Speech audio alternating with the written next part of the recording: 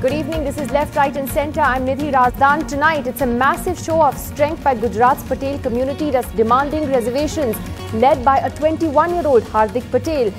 Is it a big challenge for the Gujarat government? A community that has been Narendra Modi's strongest support base now warns that they can't be taken for granted.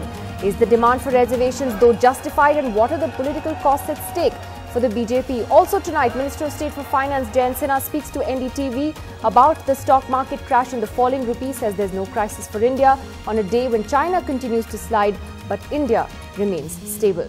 First though, the big political story tonight. Gujarat's Patel community held a mega rally in Ahmedabad today, led by 21-year-old Hardik Patel, to demand reservations under the OBC quota. Over the last few months, Hardik Patel has emerged as a powerful force, leading hundreds of rallies. Today, he warned the BJP government in the state of consequences in the 2017 polls if the quota wasn't given. The Patel agitation is a huge political challenge for the state government, for whom the Patels have been their biggest supporters, and the young Hardik proving to be quite a political opponent.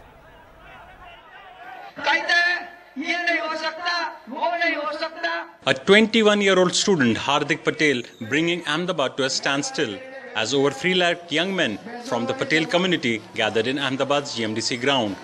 All schools and colleges were closed. Political observers said the city hadn't seen a community rally of this size in years. A fiery speech from Hardik Patel had the crowd cheering. Ironically, the icon chosen by his movement for reservations is Iron Man Sardar Patel. Many at today's rally wore Patel masks and t-shirts, the same leader appropriated by Prime Minister Modi from the Congress in his 2014 election campaign.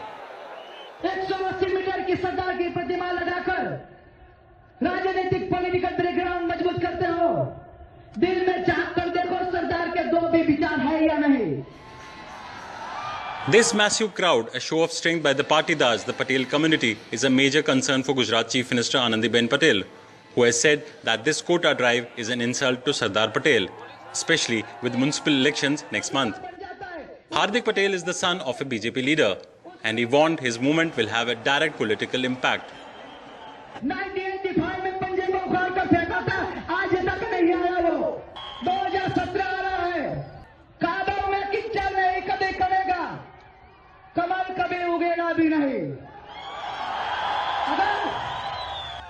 The Patels are traditionally an economically dominant and powerful caste in Gujarat, but they say this perception is faulty and the majority are economically backward, and hence the need to grant them reservations for government jobs and at educational institutions. In every community there is 1 or 2% who are rich, so it does not mean that only 2% can represent the whole community.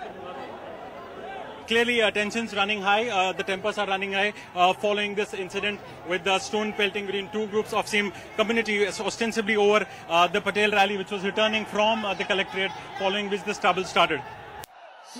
The government, however, maintains the Supreme Court had struck down similar reservations granted by other states. Though no one from the BJP spoke today, this is what the government spokesman had said on the issue a few days ago.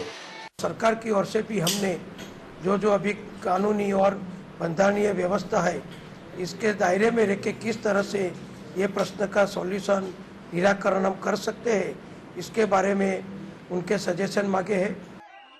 But with the protests entering its 3rd month, a young man who can't stand for elections yet may hold the key to the BJP's fate in civic body elections across the state scheduled in October. In Ahmedabad, with camera person Pramod Arya and Network Parmar, Rohit Ban for NDTV.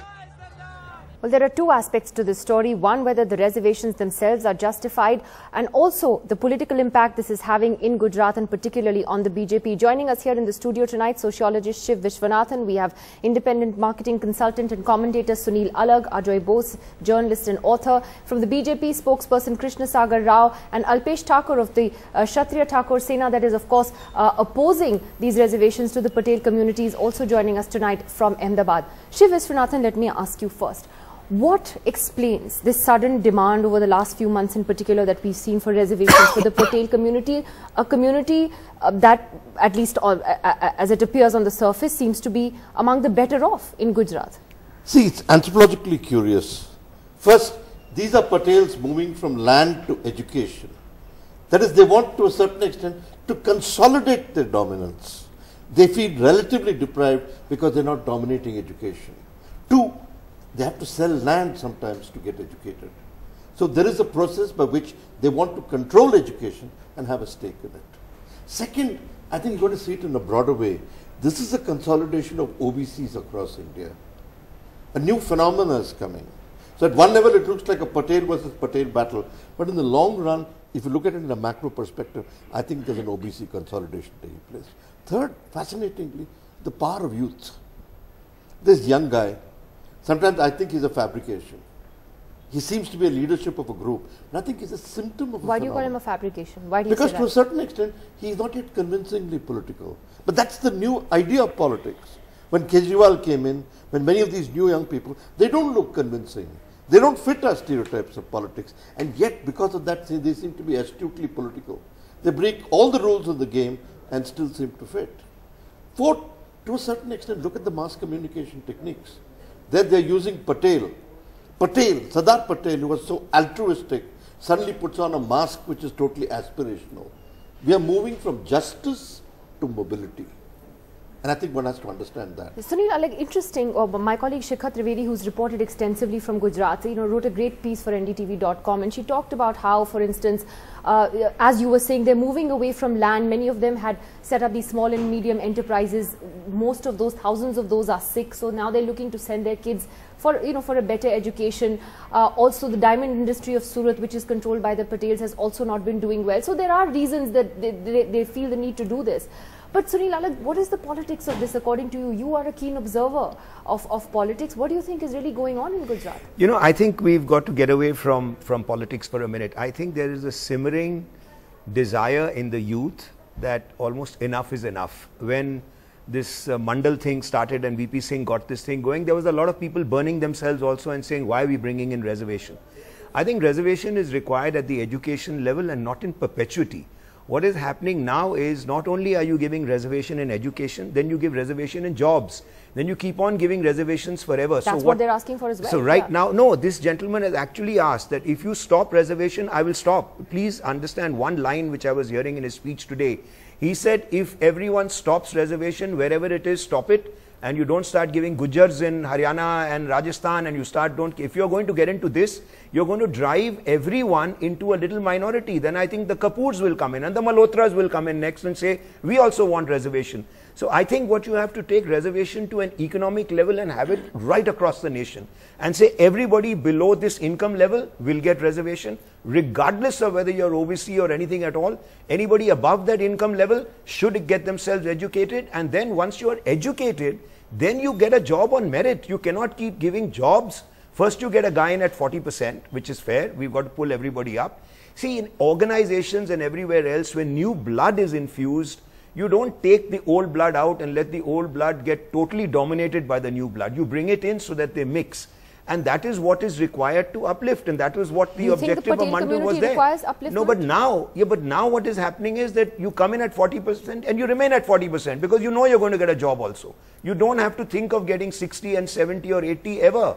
So the question is that you've got to now get it related to economics and not to OBCs and say right across. Even if you're a Brahmin, you can be poor. I'm not a Brahmin, but I'm just saying it. So anyone you believe it's a dangerous caste game? It's a dangerous caste game being played, and therefore what is he saying is that he is saying enough is enough. He's also added one line. If you stop reservations today for anybody else, I will stop this agitation. You have missed his main line in his speech was just this. And the younger generation is saying jobs are important. Educate the people who are poor and give them whatever preference you want. But after that, equate us. Give us jobs. Now what is going to happen? My kids who have to get 99.9% to get into a proper college and to get a job. I mean, like that's where... So I want to ask Ajoy Bose, where did the love affair go wrong between the Patels and the BJP? Well, actually, this love affair has been going wrong for quite a while. I think that the Patels, who used to traditionally dominate Gujarat politics entirely, after the ascent of Narendra Modi, who is not a Patel, and who broke that system of the Patel dominance, I think there have been Keshubhai Patel, as you know, had a big problem with Modi, and he just couldn't get anywhere because Modi outmaneuvered him completely. I think what we are seeing now is a consolidation of the Patels as a political hegemonic group again. they feel that they will appeal to the Patels, at large on this very interesting issue. Because if you look at it, Nidhi, reservations for Patels makes a mockery of reservations, because they are a really economically, politically, socially dominant community. So there is absolutely no basis really to give them reservation at all. But this is also coming from the Jats. This is coming from the Gujars, who are also very dominant groups, but who also want reservation. So what is happening is that they are appealing on this thing that we also want a part of the reservation pie. Now, this is the reservation system ultimately going horribly wrong, largely because of the failure of mainstream parties, mainstream political parties, to come to terms with it. You must understand why these youngsters are coming up, why these maverick politicians are coming up, because somewhere along the way, mainstream political parties are not being able to control their aspirations. That's an interesting way to look at it. Krishna Sagar Rao, as a representative of the BJP tonight, how concerned is the party by what it's seeing in Gujarat today? Nidhi, there is no love lost with Patels in Gujarat, and it is very representative even in our cabinet and also in our party. There you can see 20 MLAs, 6 MPs, our party chief, our chief minister, all of them are Patels. So there is no love lost, and they're very well represented. But you have to, I think we have to today, this evening, rise above this one incidental rally and look at reservations at a larger perspective. No, but Mr. Rao, can you really call it an incidental rally? You've seen that these rallies have been happening for some months now. Today, of course, was a pretty big one. But are you being dismissive then of what's going on in Gujarat? No, we are not at all dismissive, and Honorable CM Anandiben Patel is doing whatever best she can do to hear out.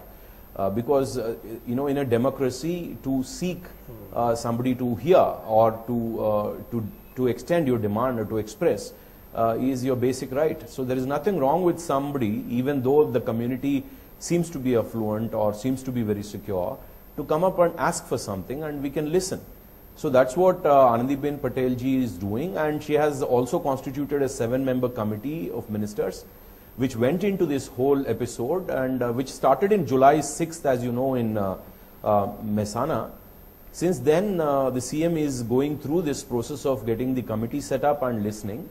And on 11th, they have tabled the report. On 17th, she called for a meeting where Mr. Nitin Patel, who is education, you're taking us through the procedure, but the question is that, no, how does the BJP look at Hardik Patel? Let me ask you that question.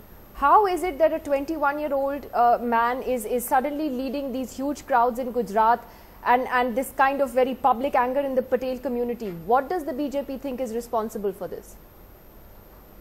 I don't see, or neither the party sees any anger here. I think they are just putting up a demand. That demand needs to have legality and constitutionality. And once it is there, the process has to be followed. See, there is a sitting OBC commission, which is a permanent commission in Gandhinagar in Gujarat, which is headed by the High Court judge. So, we have to look at these things in the prism of the constitution and legality. And unfortunately, the reservations have become politicized across the nation. But they are always politicized. And I just want to ask Alpesh Thakur, who's there from the Kshatriya Thakur Sena. Alpesh ji, आप मुझे बताइए कि अभी जो हम गुजरात में देख रहे हैं, जिस तरह से ये एक तरह से क्या आप मानते हैं कास्ट डिवाइड हो गया है? एक तरफ से पटेल कम्युनिटी रिजर्वेशन मांग रही है, आप लोग उसका अपोज कर रहे हैं, तो ये क्या हो रहा है गुजरात में आज, अल्पेश जी? देखिए, जब ओबीसी का गठन हुआ और ओबीसी जब दे गया, 27% ओबीसी का कोटा था, उसमें 81 जातियां थी गुजरात में, अभी 146 जातियां हो गई, फिर भी कोटा तो वही का वही है। और ओबीसी को अभी एजुकेशन के सिवा किसी और में उसका फायदा भी नहीं हो रहा है। और जो माहौल बनाया जा रहा है कि पाटीदार दुखी है, गुजरात के सब इंडस्ट्रियलिस्ट, गुजरात की सब सेल्फ फाइनेंस कॉलेजें, गुजरात में जितनी भी सुख साहिबी है सब पाटीदार के पास है, गुजरात की ज्यादातर लैंड उनके पास है, सब कुछ पाटीदार के पास है। और गुजरात का एक ऐसा तबका है ओबीसी जिसका एजुकेशन स्तर इतना डाउन है, जिसके लोग इतने दुखी हैं, उनको 2 टंग का खाना भी नहीं मिलता है। और गुजरात में ओबीसी की एक ऐसी जाति है जो ज्यादातर पिछड़ी हुई है, उनका विकास ही नहीं हुआ और उन विकास नहीं हुई जाति पे ओबीसी का कोटा मांगना पाटीदार का ये मुद्दा ही गलत है। और गुजरात में एक नए तरीके की वो शुरुआत कर रहे हैं, ये अनामत नाबूद करने का, इनका लेने का इरादा नहीं है। उनका इरादा है ओबीसी का कोटा यानी अनामत नाबूद करो, और सिर्फ ओबीसी नहीं पूरी अनामत प्रथा को नाबूद करने का उनका ये षड्यंत्र है। और आज तो उन्होंने हद ही कर दी, जिस तरह से दादागिरी, जिस तरह से अराजकता का माहौल किया, ये गुजरात के भविष्य के लिए अच्छा नहीं है। उनको लेना नहीं है, अगर उनको लेना है तो लॉ के तरह, बंधारण के तरह सरकार से मांग करनी चाहिए और सरकार के जाके बात करनी चाहिए कि हमें ये चाहिए। अगर उसमें आते हैं ये लोग सर्वे से डरते हैं। हमने बोला उनको आप सर्वे कीजिए, और सर्वे के बाद अगर आपको कोई लेता है तो हम वेलकम करते हैं, पर उनको पता है कि सर्वे होगा तो वो नहीं आ पाएंगे। यानी पाटीदार का माहौल जो बना रहा है, पूरी सरकार उनकी है, पूरी इंडस्ट्रियलिस्ट सब कुछ उनके पास है, फिर भी आपको क्या लगता है ये क्यों हो रहा है? ये क्या पॉलिटिक्स है? ये क्यों हो रहा है? ये पॉलिटिक्स कर रहे हैं। देखिए आज गुजरात के अंदर जो हार्दिक पटेल ने भाषण किया, हिंदी में चालू कर दिया और सीएम और पीएम को बोल दिया। पहले उनको बोला डीएम इधर आके हमारा आवेदन पत्र ले, जब डीएम आ गए तो फिर बोले अभी सीएम को आना चाहिए, और फिर तो ये भी बोल दिया कि पीएम को आना चाहिए।